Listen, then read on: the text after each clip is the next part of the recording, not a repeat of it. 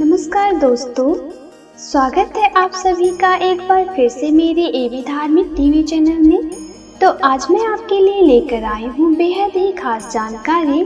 आइए जानते हैं नर्मदा नदी के शिवलिंग की कथा। प्राचीन काल में नर्मदा नदी ने बहुत वर्षों तक तपस्या करके ब्रह्मा जी को प्रसन्न किया।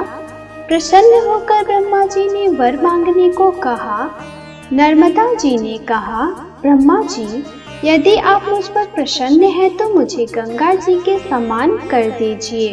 ब्रह्मा जी ने मुस्कुराते हुए कहा, यदि कोई दूसरा देवता भगवान शिव की बराबरी कर ले तो कोई दूसरा पुरुष भगवान विष्णु के समान हो जाए। कोई दूसरी नारी पार्वती जी की समानता कर ले और कोई दूसरी नारी काशीपुरी के बराबरी कर सके तो कोई दूसरी नदी भी गंगा के समान हो सकती है। ब्रह्मा जी की बात सुनकर नर्मदा उनके वरदान का त्याग करके काशी चली गई और वहां पिलपिला तीर्थ में शिवलिंग की स्थापना करके तप करने लगी।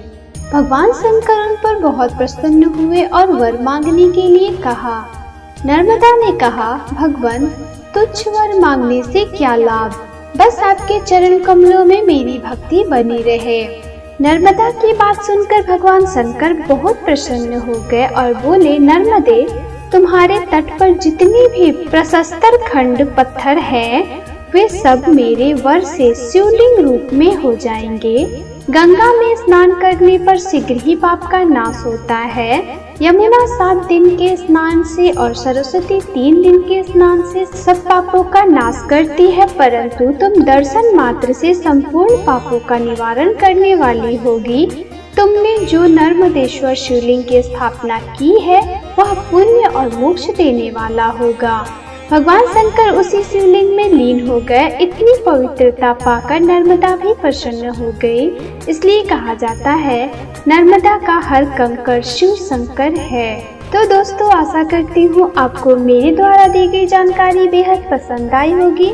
तो मैं आपसे फिर मिलूंगी अपने अगले वीडियो में। तब तक के लिए धन्यवाद।